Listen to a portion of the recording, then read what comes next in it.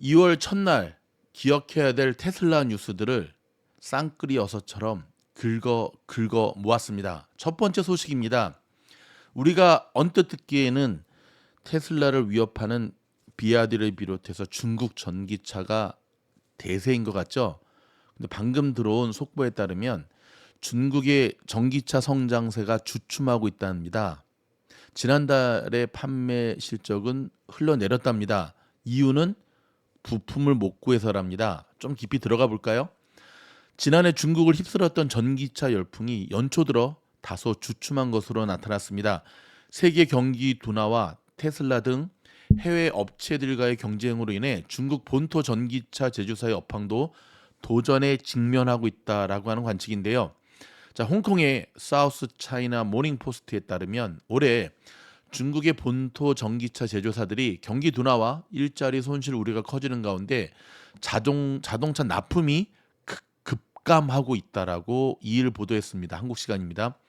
중국에서 테슬라의 라이벌로 지목되는 리오토는 지난달 인도한 차량이 3만 1,165대로 5만여 대를 넘겨 사상 최고치를 달성했던 전월 대비 놀라지 마십시오. 무려 38.1%가 감소했습니다. 이는 9개월 연속 판매 기록 행진도 마침표를 찍은 건데요. 비아디도 지난해 12월보다 33.4%가 감소한 20만 5,114대를 납품했다고 보도했습니다. 비아디는 지난해 4분기 세계 전기차 시장에서 테슬라 판매량을 추월한 것으로 알려지며 화제에 오르기도 했었죠. 자, 광저우에 본사가 있는 샤오펑도 전월 대비 59%나 줄어든 8,250대를 넘기는 데 그쳤습니다.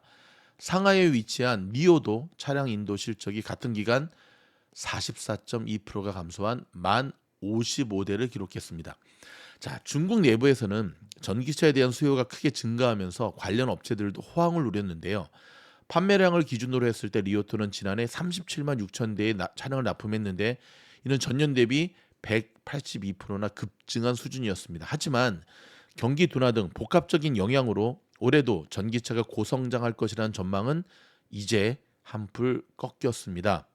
중국의 승용차 협회에 따르면 지난해 중국 전기차 제조사들은 전년 동기 대비 37% 증가한 890만 대의 차량을 판매했고요. 하지만 국제신용평가사인 피치는 지난해 11월 중국 본토 전기차 판매가 올해 20% 감소할 수 있다고 예측했습니다.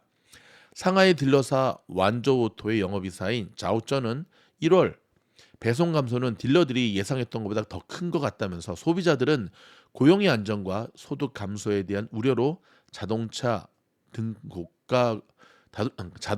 고가 품목 구입에 더욱 신중해졌다고 평가했습니다. 중국 전기차 제조사의 수익성에 대한 지적도 나왔는데요. 판매량은 급증했지만 테슬라와 같은 대기업보다 마진이 훨씬 낮다는 겁니다. 여러분, 그동안 화면에 보이는 저 BID가 중국을 앞섰다고 하면서 오도방정을 떨었죠. 근데 지금 막상 뚜껑을 싹 열고 봤더니 중국의 경기 침체가 예상보다 심각하다는 것을 알 수가 있습니다. 두 번째 소식입니다. 순발력 있게 움직이는 테슬라. 중국 전기 자동차들이 이러한 상황이라는 것을 꿰뚫고 있죠. 순발력 있게 BID의 1위를 빼앗긴 테슬라가 중국에 또다시 할인 판매 칼을 빼들었습니다. 자, 중국에서 일부 모델 Y 재고 차량에 대해 8,000위안, 즉 한국 돈으로 148만 원 규모의 가격 할인에 나선다고 밝혔습니다. 지난달 가격 인하를 단행한 데 이어 이달 추가 할인까지 더해 세계 최대 시장인 중국에서 점유율 확대에 힘쓰는 모습입니다. 여러분 아시다시피 테슬라가 중국에서 계속해서 가격 할인이라는 승부수를 띄우는 이유는 가격 할인을 하면 마진율이 떨어진다는 것을 테슬라가 바보가 아닌 이상 모르는 게 아니죠. 그런데 이렇게 하면서까지 가격 할인을 하는 이유는 점유량, 중국 마켓의 점유량만큼은 빼앗기지 않겠다라고 하는 테슬라의 승부수인데요. 이거 굉장히 잘하는 겁니다. 자, 다음 소식은요. 여러분 아시다시피 델라웨어에서 지금 패소해가지고 일론 머스크 열이 확 받았잖아요. 그 트위터에다가 텍사스로 옮기자에 대한 것. 근데 이제 이게 본인이 옮기자고 해서 옮기는 게 아니라 이제 주주들의 이제 동의가 있어야 되거든요. 그래서 이거를 딱 올렸습니다. 자, 많은 이들이 일단 텍사스로 본사를 옮기고 난 다음에 다시 항소죠, 항소 해가지고 저 델라웨어 판결을 뒤집기를 시도할 것이다라고 얘기를 하고 있는데, 법률 전문가들은 뒤집기는 힘들 것이다. 항소는 할 수 있지만, 왜냐하면 이번 사건은 배심원 대신에 판사가 심리하는 거거든요. 그래서 항소가 델라웨어 대법원을 상대로 한 번만 할 수 있는데, 머스크가 공개적으로 판결에 불만을 표시한 만큼 머스크의 변호인단은 맥코믹 판사의 판결이 번복돼야 한다고 주장할 수 있는데요. 이제 맥코믹 판사가 그 델라웨어에서 판결한 판사거든요.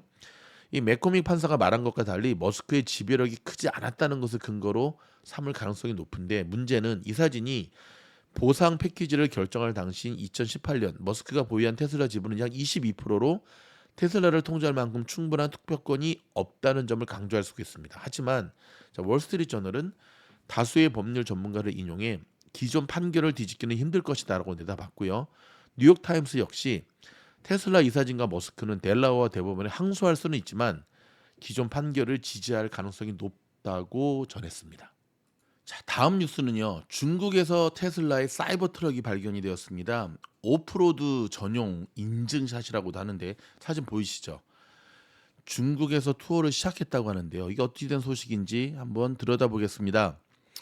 자, 테슬라가 지난 28일 중국 전역에서 사이버 트럭 투어를 시작했는데요. 사이버 트럭 투어는 상하이, 베이징, 선전, 청도, 난징, 항저우, 시안, 충칭 등 여러 도시에서 동시에 진행이 됐습니다. 아니, 이거 하지 말고 저거 빨리 기다리는 사람들한테 빨리 줘야 되는 거 아닌가? 테슬라는 SNS에 올린 게시물을 통해 중국 도시에서 촬영한 4장의 사이버 트럭 사진을 공유했는데요.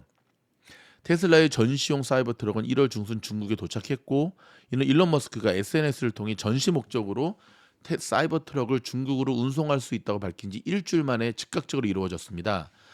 자, 한 SNS 사용자는 토요일에 중국 선전의 미엔티앙 광장에서 촬영한 사이버 트럭 투어 장면을 동영상으로 촬영해 공유했는데요. 영상을 통해서 사이버 트럭을 가까이서 보기 위해 긴 줄을 서고 그 주변을 지나가던 수많은 보행자들이 이 차를 보기 위해 다가서는 모습을 볼 수 있었다.